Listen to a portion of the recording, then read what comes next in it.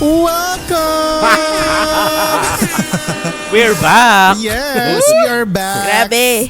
On the We are third back. day of Day of Christmas. Christmas. Yeah. Sentiment. Truly. Yun ang ano natin na. Trauma. Trauma. Ang Three sad kasi, naman. three. Truma. Truma. But anyway, we are back on your Spotify airwaves, YouTube man yan, or kung saan man ka nakikinig ng Patreon man yan, or whatever. We are back on the third day of Silly Christmas. And today, kahapon pinag-usapan natin yung 500 na Noche Buena na talaga namang nanggigil tayong malala. So kung hindi nyo ba napapakinggan yan, nandyan lang yan wherever you are. So go, mag-binge listen na kayo ng 12 days of Silly Christmas. But today, we are, again, as mentioned, usual rotation na siligang, we are doing Canthoughts ngayong Pasko. Canthoughts ngayong Pasko. Favorite ni Mike kasi itong Canthoughts, kaya naisip ko hindi pwedeng walang Canthoughts. Pasko. Ha! Yes, cuddle weather. Cuddle weather kasi kailangan playlist. Kaya Grabe hit and rivalry talaga. Yan lang ang problema pag nagba-batch recording tayo. Minsan nakakalimutan na ibang episode na pala to. Oo. Tsareng. But anyway, today, dahil nga palapit ang Christmas, for sure, hindi ko alam pala, hindi pala for sure, kasi hindi ko sure. For sure, labo. For sure, may mga nagkakaroling na. Diba? Sure naman ako may nagkakaroling somewhere else. Pero kunwari, kina Isha, hindi ko alam kung meron. May nagkakaroling ba sa scout area? Wala na. Pa. Talaga? So far, wala pa. Sa inyo, Mike? Pero dapat meron eh. Baka darating na naman yung mga inaanak ng tatay ko. Ilang years nang patay yung tatay ko, guys, ha? so Pero may mga hindi, pumunta pa rin dito. Hindi, pero ano sila, kilala mo sila nangangaral. Hindi sila yung parang mga random na mga bata na Oo, kasi dito, inaano na namin, pinopolice na namin sa guardhouse pa lang. Sinasabi ko, wag na kayong papasok ng mga... Kasi syempre, ang hirap din na yung mga pumapasok sa subdivision, di ba? Hindi mo naman... Sorry security private purposes. Subdivision. may gate. May guardhouse. May guardhouse. Sorry kayo. May ganon. May mga barikadang umaakit pababa sa inyo. Gate lang, binubuksan yung gate kapag papasok yung kotse. Oo nga, malaking gate. Oo, gated subdivision. No. Pero may mga naglalaro sa basketball court, di namin kilala. So, pinapapasok ng guard. Baka may paliga. Wala, kaya napapagalitan ng guard eh. Kaya ako natanong kasi ba sa AAV gano'n? Yung parang gumaganon yung mga barikada. Di ba Diyan ganun sa ba? amin, hindi ganun sa AAV. Malayo. Di ba gano'n? Asa ba? Pang provincial levels lang yung guardhouse namin. Yung kaya Mike, parang may malaking gate. May malaking gate na. Maganda lang sabihin na may guardhouse kami. Pero aminin mo totoong may guardhouse, di ba? Oo, may guard doon. Ito private subdivision naman talaga kayo eh. So, Tapos carry yan. parang kilala na si Mike na late umaalis at late dumarating. Joke lang. Naalaman na ng guard ang lagi galawan ng kasi isang mic magala si Mike. Ako yung lagi nagpapabukas pag tulog na yung guard. Ganun. Ikaw ang gigising sa kanila. Bubusina ako, tapos sabihin ba yan? Si Sir ngayon na naman dumating. Bigyan mo naman kasi ng pakape, yung mga ganun. Bibigyan ko sila ng Noche Buena worth 500. Maghintay sila. I love it. Tingnan natin. Sorry, kung hindi lang matuwa worth 500 binibigay namin sa kanila every Christmas. Yung binibili ko sa kanila worth more than 500. They deserve it. Diba? I love it. At sila yung nagkakaroon ng pamasko na hindi kailang mangaroling, di ba? Kasi mababait ang mga neighborhood ni Mike. But anyway, ito, mag-start tayo ng ano yung mga songs or mga classic Pinoy caroling songs na pag naririnig nyo ay talagang Paskong-Pasko na talaga ang datingan. Yung mga kinakanta ng mga carolers to go. Sino gusto mauna? Favorite ko yung Kumukuti-Kutitap. Ay, ako din. Nasa listahan. Kumukuti-kutitap. Ganun, bumubusi-busilak. Ganyan. Pero mas madalas siya kantahin sa simbahan pagkatapos ng... Correct. Tsaka sa mga competitions. Yes, mga choral competition. Choral. Totoo yan. Na may choreo. May kasamang choreo. Yes. Wow. Correct. Tas yung parang nasa comedy film na nagaganon-ganunan sila sa puno ng nyog. Totoo yan. Agree. As a Nag-outing yung buong cast. As a former choir member, si Jen. I say yes. Yeah. I say yes. Relate. Okay. So, Kumukuti-Kutitap, Okay, sige. Pero ang hirap kantahin yun as caroling Kaya tama ka, sa simbahan ngayon, yung pang Usually. pagkatapos ng final blessing. Pag-uwian na. Oo, yes. Agree. At syempre, hindi rin yung mawawala sa prod number ng ABS Christmas special. Oo, Na- ano ba yung yes. prod nung last week? Na either ang mga kakanta niyan ay mga divas ng ASAP o kaya mga Wow, love teams. Mga love teams. Yes. mga teens, di ba? Mga ganyan. O ikaw, Mike, ano ang first entry mo? Ako since banggitan ni Isha yung kumukuti-kutitap, ito gusto ko itong kinakanta pero konti lang yata ang gumagawa nito pag nangangaroling. Yung sa Sex Bomb, Pasko na naman, sana Hoy, alam mo, na-imagine ko sila yung mga bading na may yung nagtatumbling. May Yung tumbling, ganun di ba? nagkakaroon Oo, ngayon. oo. Di ba? Feeling ko yun ang mga kakantay nila. yung mga malalang ano yun, yung para sa mga drag race, yung nagda-drop na Yes. gano'n. Oo, sila yan. Yes. Ang gandang Correct. kantay niya. Oy, congrats sa Sex Bomb ha, nag-concert. Oo. Yes. Tsaka sold out at 2 days. Di ba nag-date to sila sa MOA Arena? In fairness. Totoo. At may mga iba daw yung feels talaga ng mga Mga prod number dating- nila, ganyan. Yes, may iyakang portion. mga Oo, ganyan. totoo. Ay, Nakita ko sa wow. TikTok yung mga dumating sina Ogie Alcacid. Yung sa Bubble Gang. Sa Bubble Gang na Oo. grupo nila. Ano ang pangalan nila? Di ba si Sex Balls? Sex Balls? Oo, parang No? ganun Parang yung Sex Balls. Bubble Gang skit yun before Si Wendell Correct. siya, si Michael V. Tsaka si Michael. Antonio. Si Ogie. Antonio Aquitania.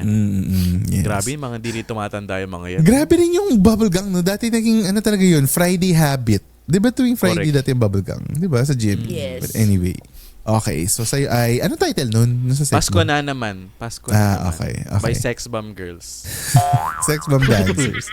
Ako ang totoong nagpapalegit na Christmas pag narinig mo na ang Pasko ay sumapit by the Carolers. Ay, totoo Yes. yan. Diba? Parang number one Ang yan sa mga Pasko ay kinakanta. sumapit. Yes.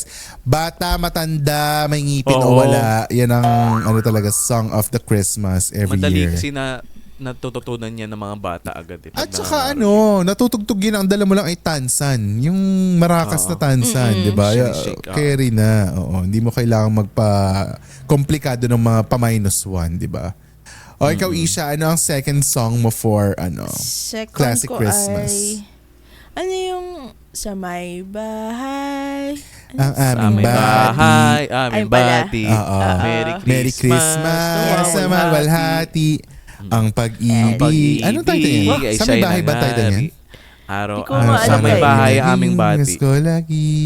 Yan Ang title. sanhi po ng Pasko. paparito. Pasko. Ay, Pasko na Pasko. Pasko na namang muli. Yeah. Oo, Pasko na namang muli. Material din yan sa mga tunog tao. Pasko, Pasko, Pasko. Hindi sa mga choir ganito niya. Pasko, Pasko, Pasko, Pasko, Pasko Pasko, na naman. Di ba? Yung second Diba? voice, di ba? Oh, yes. Sige, ko yung isa, ako yung Nakanta second. na. Sige. 1, 2, 3. Five, Hindi, sino mauna? Ako yung melody. Ikaw yung main. Ikaw yung main. Sige. Ikaw yung Okay. main. Okay. 3, 2, 1, go. Pasko. Pasko! Huli-huli. Sorry, may Hindi, delay. ito. May delay kasi dito sa Sige, may edit- delay? Hindi, edit ko na lang sa sa episode sige. na kunwari. Go. Walang gap. Okay, 3, 2, 1, go.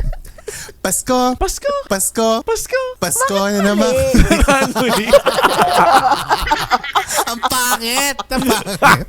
Hindi, Sorry, maganda yan live. guys. Maganda yan live. Maganda yung live. Yes, maganda yung live. True. May Yan. delay. Tapos si Mike nag-ambition pa talaga na kakanta Oo, dito sa okay. podcast. Eh. Si But siya nga yung anyway. conductor natin. Siya yung kukumpas. Truly. Kaya Oo, mali. parang- Kaya mali. Kaya huli-huli. Kaya huli-huli. Kaya huli-huli. Next. Sino ba? Ano ba title kasi noon? Ang Pasko ay sumapit ba yun? Hindi. Oo, ang Pasko ay Pasko na sumapit. naman. Hindi. Sa may bahay ang aming bati. Basta Nakalagay yun na dito sa lang, Google. guys. Yan. So, sa may bahay. Okay. Ikaw, Mike, ano next mo? Ano ba yan? Yung pa naman yung next ko eh.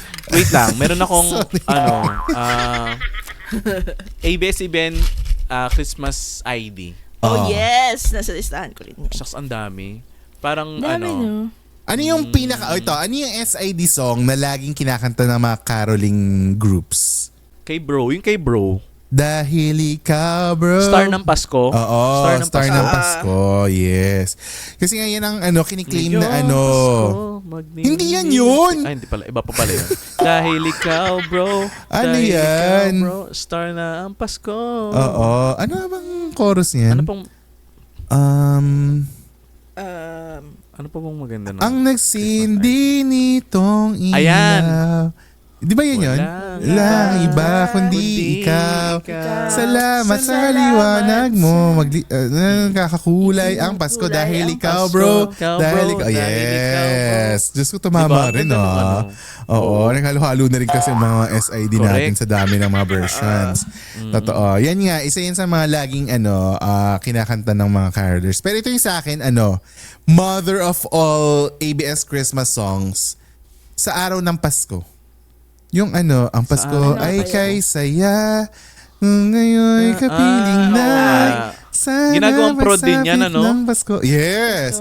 Kayo'y naririto with Carol Banawa. SID rin ba yan? Hindi siya SID. Christmas Christmas ID song lang talaga lang siya. Tapos parang naging sikat na sikat siya kasi all-star cast. Mga Julina. Oo. Rosel Nava. Di ba mga ganun yan? Rosel Pangilinan. Si Rosel Pangilinan yun. Hindi. Pero hindi siya naging official SID. Hindi talaga siya yung parang ginawang SID ng ABS. But Hindi anyway, siya naging official sex bomb. Si Rosel. correct, si Rosel. Rochelle Nava. Si Rochelle Nava. But anyway, kayo guys, ano ang mga gusto nyong isama dyan sa Kantots playlist? Maglagay ulit ako ng live link na mga collaborative playlist on Spotify. Mag-add kayo dyan sa tapos buuin natin yung ultimate ka-okra Christmas caroling playlist natin. But before yan, mag-hi muna tayo sa mga Patreon natin. Hello sa inyo, Corinthia, Zarina, Dar, Dave, Donna, Emma, and kay President Frank. Hi, President Frank.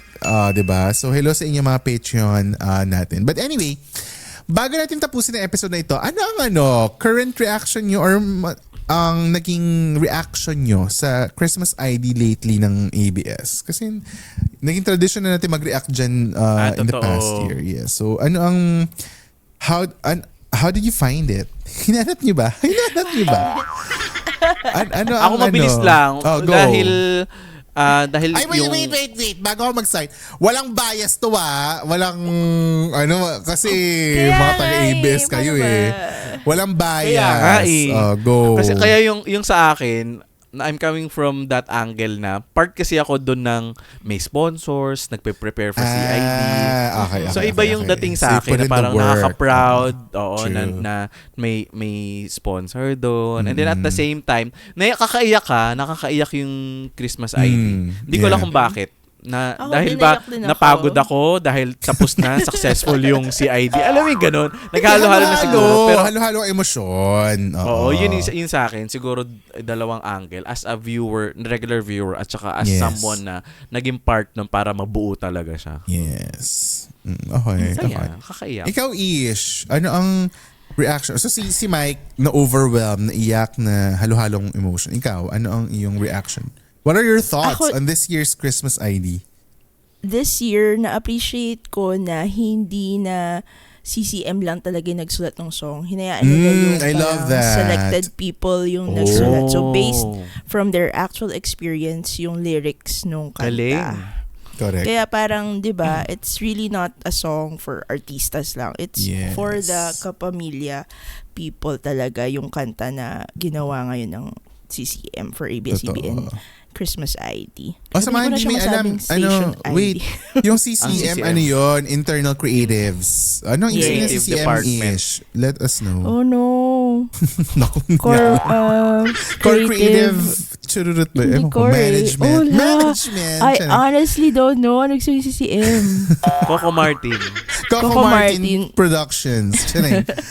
Ano nga ba? Hindi ko alam. Basta may creative sa isang Sidon Creatives. Na management. Sure totoo ba? Corporate Creative Management. Hindi, Central Creative Management. Baka ganun. Creatives Management. Baka ganun. Ewan ko. Hindi ko alam. Creative Center Management. Core Creatives Management. Hindi ko alam. Kayo naman bahala. Define CCM for us kung may nakakaalam. Kasi itong taga-CCM dati hindi alam eh. Sure, bakit hindi alam? Ito, Creative Communications Management. Okay. Creative CCM. Communications Management. Grabe, nakakahiya. Okay. Sorry po. But anyway, so ikaw, yun yun.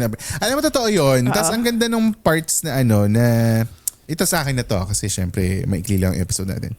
Ano siya, yung pinakita talaga nila na ano yung gusto mong isulat and then yung next cut to frame na talagang kinakanta nila yung nasulat na lyrics. Yes. Ang ganda-ganda ng touch na yun. Yun yung isa sa maganda. Ang pinaka-ayoko, again, my views are not the views of these two. Parang takot kayo. Go, we'll take it.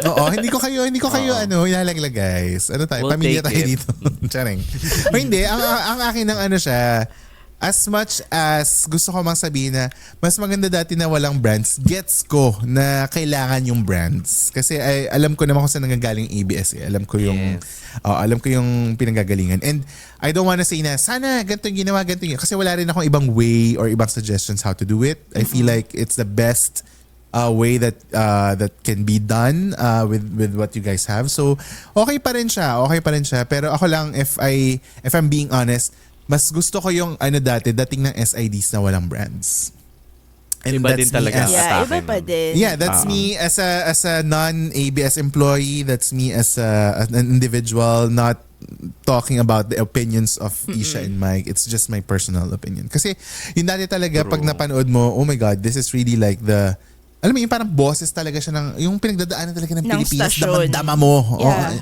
Hindi lang na stasyon, nung talagang Pilipinas, kasi nga diba lahat ng SIDs natin grounded in human insight, in the Filipino insight. So talagang, ngayon kasi pag napanood mo, ang ganda, tapos pag nakita mo yung brands, okay, may brands. Tapos parang medyo anticlimactic siya for me. But it's just me. It's just me coming from the marketing rin before, alam mo yun, so it's just me. But anyway, yun lang aming thoughts, ang aking thoughts on SIDs. And of course, we still love it. Well, hindi siya SID, CID or Christmas IDs are traditions of ng Pilipino na yan. So hindi na yun mawawala, di ba? Yun ang talaga natin. Tatak ng ABS-CBN yan every Christmas, di ba? But anyway, yun lang naman for today, guys. Thank you so much for being with us on the 3rd day of Silly Christmas. Maraming salamat for listening today and tuning in. Again, tomorrow, same time, same platform, lalabas ang bagong episode ng Siligang sa Gabi, the podcast. So, thank you so much and we'll see you tomorrow. Bye, guys! My gosh! Ang dami pa! Taray!